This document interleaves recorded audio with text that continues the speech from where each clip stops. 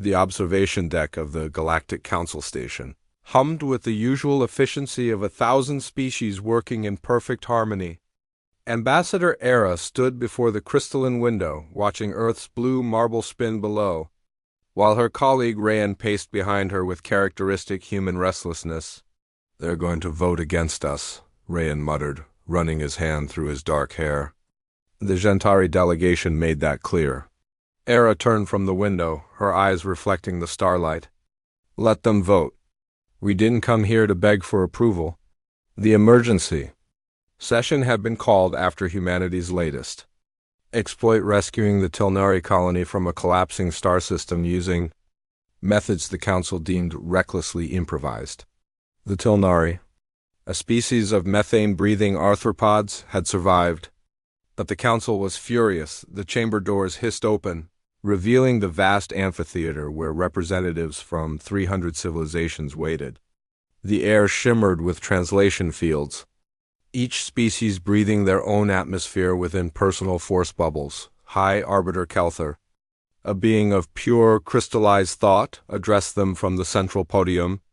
"Humans, Era and Rayan, you stand accused of violating Protocols 47 through 193 of the established methods for emergency evacuation." Rayan stepped forward. "We saved 17 million lives. Using untested technology," Kelther's thought voice resonated through every translation field. "Your species was given the evacuation protocols. They were designed over millennia, tested across 10,000 scenarios. Why did you ignore them?" Era joined Rayan at the podium. "Because your protocols required 6 weeks to implement. The Tilnari had 6 days. A murmur rippled through the chamber, or whatever passed for murmurs among species that communicated through bioluminescence. "Pheromones and quantum entanglement," the Gentari representative, a floating jellyfish-like creature, pulsed with agitation. "The protocols exist for a reason. Precision, safety, predictability. Your kind refuses to follow established procedures. You improvise." "Yes," Rayan said simply. "You built gravity tethers from mining equipment," another delegate interjected, a being that resembled living coral. "You used commercial freight vessels as evacuation crafts. You had children operating the transport coordinates." "The Tilnari children," Era corrected, "who, I might add, learned our systems in 47 hours and executed the evacuation with 0 casualties." Kelther's crystalline form pulsed. "This is precisely the problem. Your species treats every crisis as an opportunity for, what is your word? Innovation. The galaxy has rules, order. You must learn to work within established frameworks." Rayan laughed, actually laughed in the council chamber. Several species recoiled at the strange sound. "You want to know why we improvise?" Rayan walked toward the viewing screen, activating humanity's presentation. Images flickered to life. Early humans huddling in caves, then building fires, then cities, then rockets. "Because we've been improvising since before we had words for it." Era continued the narrative. "You gave our ancestors the universe's most comprehensive guide to survival evolution over billions of years, instincts honed through countless generations. We read the first chapter," said Interesting, "and started writing our own sequel." The screen showed humanity's greatest hits. Agriculture revolutionizing hunter-gatherer societies. Antibiotics defeating diseases evolution had designed. Spacecraft escaping the gravity well evolution never prepared them for. "Your species had elegant protocols for reproduction," Rayan added. "We invented in vitro fertilization. Nature gave us limited lifespans. We're working on that too. The universe handed us a perfectly good planet. We looked at it and thought, but what about Mars?" A Valdorian counselor, resembling a walking tree, spoke in slow, measured tones. "This is why your species concerns us. You do not accept the natural order. You do not respect the established way." "Respect?" Era's voice carried an edge now. "We respect results. The Tilnari are alive because we didn't spend 6 weeks debating which form to fill out first." Kelther's form brightened with what might have been frustration. "Your species was given the gift of council membership.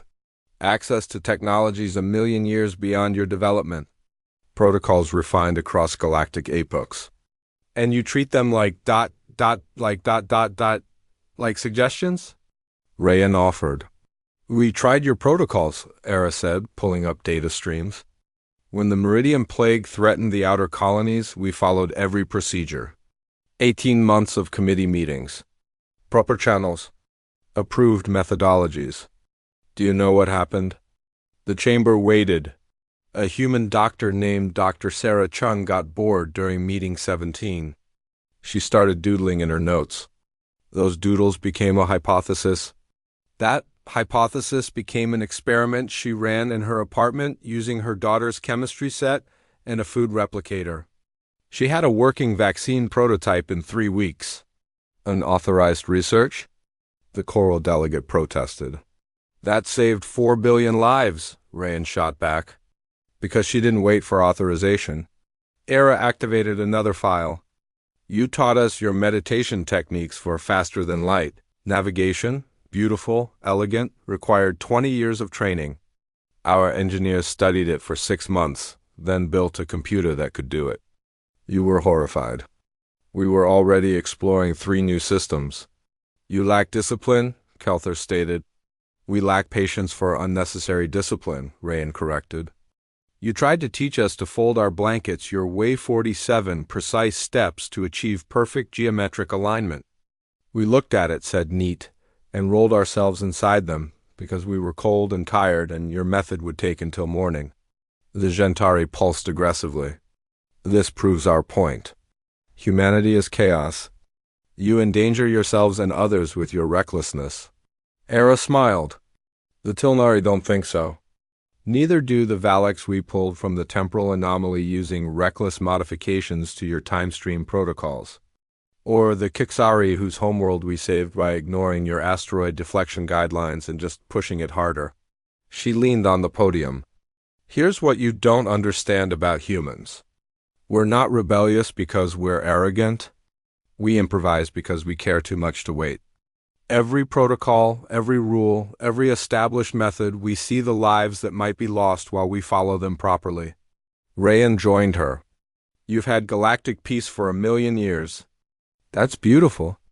But it's also made you slow, careful, risk-averse. You optimize for safety over speed, procedure over results. And you optimize for chaos, Kelther responded.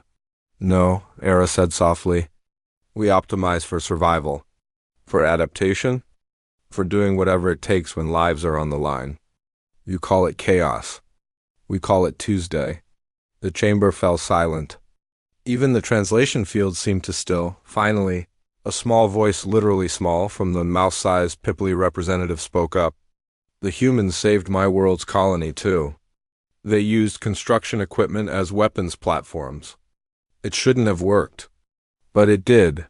Other voices joined in. The Choral Delegates Colony. The Valdorian Outpost. One by one, species that had privately benefited from humanity's recklessness began to speak. Kelther-S form dimmed, then brightened. The council will deliberate. As Era and Rayan left the chamber, the Tilnari ambassador, all 17 of her leg pair, skittered up to them. Through the translation field, her gratitude was palpable. Thank you, she clicked. For not following the rules. Rayan grinned. We tried. We really did. But your kids were in danger, and the manual was very long. And we had this really good idea about gravity tethers ... Back in their quarters, Era pulled out an actual blanket, gift from Earth, and attempted the council's 47-step folding, technique she'd been taught in orientation. Step 3. Step 4. Step 5. She looked at Rayan. He looked at the blanket, without a word. They both grabbed ends and rolled themselves inside it, laughing like the chaos-loving primates they were. Outside, the galaxy turned on its ancient, orderly axis. And humanity continued improvising.